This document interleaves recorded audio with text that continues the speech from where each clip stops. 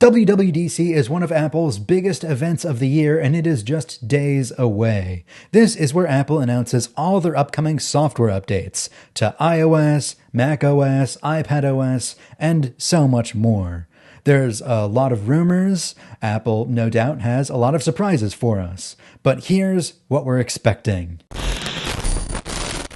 So the biggest rumor of the event is that there's going to be a major software redesign, the biggest leap that there has been since iOS 6 became iOS 7 and OS X Mavericks became Yosemite. The new interface draws heavy inspiration from Vision OS. Users can expect to see glassy, translucent menus and panels throughout the system, creating a more immersive and modern visual experience. The new design supposedly brings subtle motion and lighting effects that shimmer and wave as you move the device in your hands. App icons might also become even more rounded than before, giving them a fresh new look. This new design will come to the iPhone, iPad, Mac, even the Apple Watch, Apple TV, and CarPlay. It'll leave no stone unturned. On the iPhone, other design elements might be tweaked or changed, most notably the tab bar at the bottom of the screen, which has been a staple since iPhone OS 1. The tab bar will now be a floating menu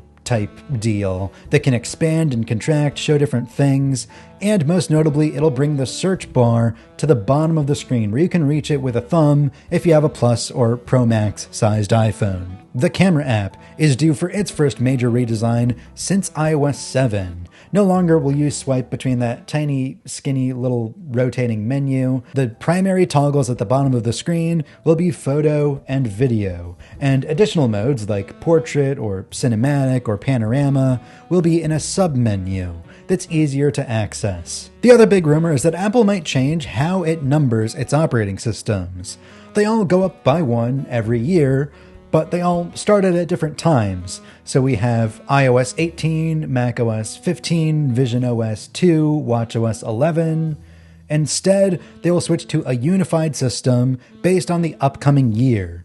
So instead, we'll have iOS 26, iPadOS 26, macOS 26, etc. You also may be able to use your iPhone as a computer. Plugging it into an external display, you'll be able to use apps on a bigger screen and even use a keyboard and mouse or trackpad, kind of like an iPad in Stage Manager. The Health app will also get a new redesign that'll be reorganized to be much more intuitive than before. Right now it's kind of a mess. In terms of new features, Apple plans on adding expert-led video content that will help explain certain health concepts or metrics, advanced food tracking capabilities, and fitness tracking capabilities. Apple might introduce a new AI-powered low-power mode that will intelligently learn from your usage behavior, charging habits, and background activity to intelligently adjust your phone's performance for the best battery life. And a new lock screen indicator will show how long it'll take for your phone to hit 100% charge. Now let's move on to the iPad. The iPad is always being pulled in these two different directions between people who just want to use it as a simple tablet, like a bigger phone, and the people who want to use it as a modular computer with a keyboard and mouse, who are perpetually frustrated that the iPad doesn't have all the capabilities of a Mac. Well, reportedly, this year, iPadOS 26, or perhaps 19, will be getting more power user features. According to reliable leaker Majin Buu, when you connect your iPad to a keyboard and pointing device, like the Magic Keyboard, you'll get a menu bar at the top of the screen, just like on the Mac. And you'll also get more advanced windowing controls, with freely resizable windows in Stage Manager, and possibly more windows available on screen than before. According to a less reliable leaker, who simply wrote in anonymously to the Connected podcast, there will be other improvements to Stage Manager as well. You'll have a triangular cursor, just like on the Mac, as opposed to the circular cursor you have right now.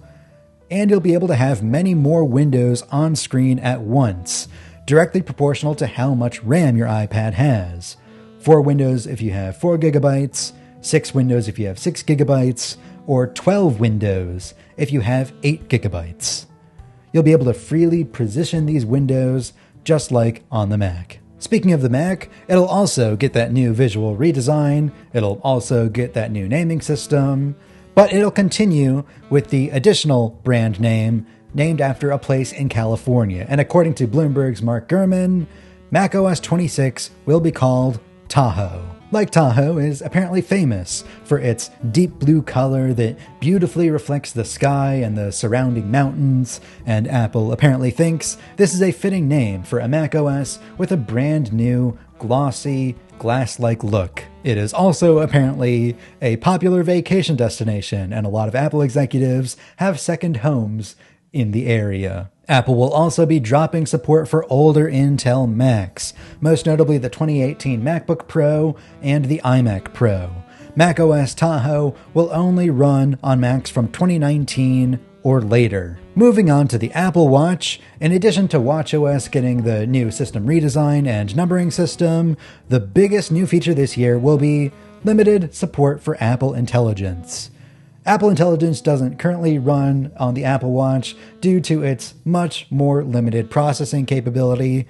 The Apple Watch Ultra 2 only has 4 neural engine cores as opposed to 16 on the iPhone, and it's a much lower power device. Apple might be adding some of the new Siri capabilities and even Genmoji creation on the Apple Watch, although just like notification summaries, this will probably offload the processing power to your iPhone, so the feature will only work when your iPhone is nearby. Now let's move on to the Vision Pro, which already has a Vision Pro inspired user interface. But with the new numbering scheme, we might be jumping directly from Vision OS 2 to 26. The Vision Pro might be getting a new way to scroll through web pages, lists, and other content. Right now, when you want to scroll a web page, you focus your eyes on the window, tap 2 fingers together, and flick your wrist in the direction you want, kind of like tapping to scroll on an iPhone. Apparently, according to Mark Gurman, you'll be able to scroll hands-free using just your eyes. So this will probably mean when you focus your eyes at the bottom of the screen, stuff will automatically scroll up in that direction. This could be a lot more comfortable than using the full hand gesture, because flicking your entire wrist can actually get a little tiring after a few hours of use. The Vision Pro may also get special support for the PSVR2 Sense controller made by Sony.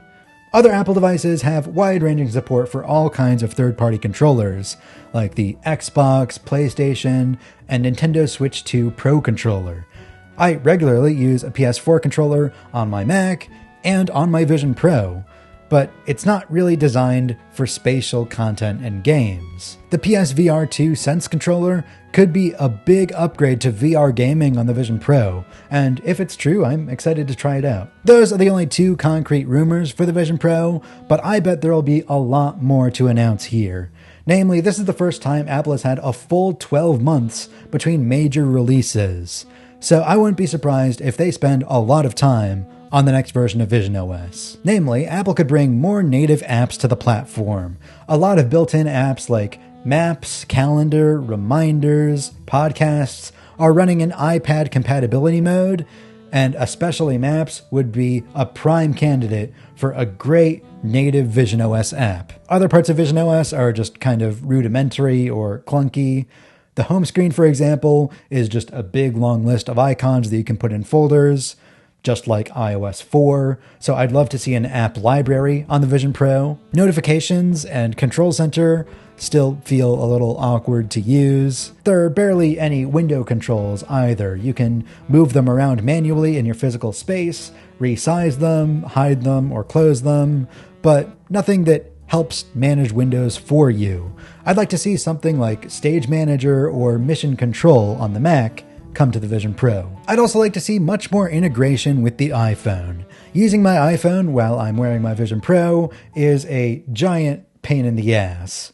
Namely, if my Apple Watch can unlock my iPhone while I'm wearing a mask, I don't see why my Vision Pro can't unlock my iPhone while I'm wearing my Vision Pro. iPhone mirroring on the Mac would be great on the Vision Pro, namely because looking at your iPhone screen through the Vision Pro's pass-through cameras is a blurry, illegible mess. And call forwarding would be great to have. It's on basically every other platform now. Phone calls that you receive can be relayed from your iPhone to your Mac, your iPad, your Apple Watch, but for some reason, not your Vision Pro, and that is just the lowest hanging fruit. Finally, Apple can add more immersive content and immersive environments. The environments that they added in Vision OS 2, the sunny beach and the spooky lake, are now my two personal favorites. And with the commercial release of a Blackmagic camera that can natively record immersive video content, I wouldn't be surprised if Apple has picked up production and there'll be many more immersive videos and shows going forward. Last and definitely least, let's talk Apple Intelligence. Apple probably won't have as many Apple Intelligence features to talk about this year, namely because they spent most of the last 12 months finishing and shipping the features they had announced last June, but nonetheless, there are a few things that should be on the way. Shortcuts is the app that lets users build automations by piecing together a bunch of actions that can control your phone. And according to Mark Gurman, Apple plans on using Apple Intelligence to let users build shortcuts automations automatically using a natural language prompt. Building a shortcut can be kind of intimidating with the dozens of pages of options, but if you could just give a natural language prompt and have your phone build a shortcut for you, that could be pretty powerful. App Intents, the underlying software framework that powers shortcuts, was also going to power a smarter version of Siri that would be able to take natural language commands and execute them instantly on your behalf. And Apple announced this last year at WWDC25, but then delayed the feature to the coming year. I don't know whether that means 2025 or 2026, but regardless, Apple might re-announce this smarter version of Siri again. In iOS 18, developers can add existing Apple Intelligence features like writing tools or image playground into their app using a small, limited set of APIs. But supposedly, the next version of iOS will have a much more open-ended API that'll let developers build new AI features on top of Apple's powerful and on-device foundation model. That means that if a developer wants to add AI features to their app, like audio transcriptions or text summaries, they won't have to use a third-party service from OpenAI or Anthropic.